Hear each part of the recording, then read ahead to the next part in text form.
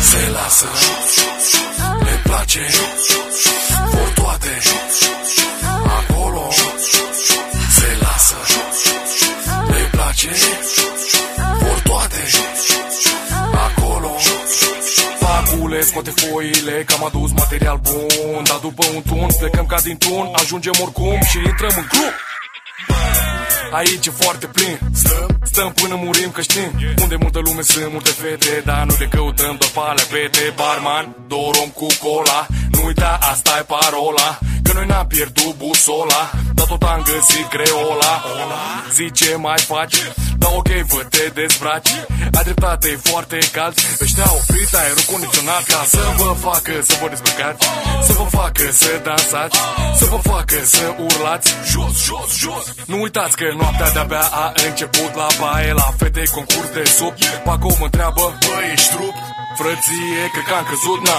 Se lasă, le place, vor toate, acolo. Se lasă, le place, vor toate, acolo. Ritmul e alerta, eu vorbesc încet. Hai să stabilim de la început, e vorba de respect. Așa că aruncă hainele de pe tine, ridică mâinile pentru mine. O să am eu grijă de tine, ca să-ți fie bine. Ok, spune-le cum te cheamă, spune-le încă o dată, spune-le cum mă cheamă.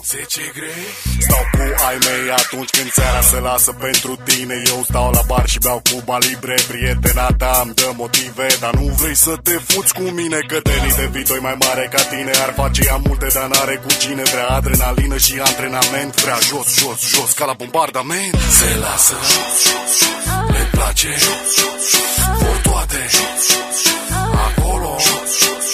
Se lasă, le place, vor toate, acolo.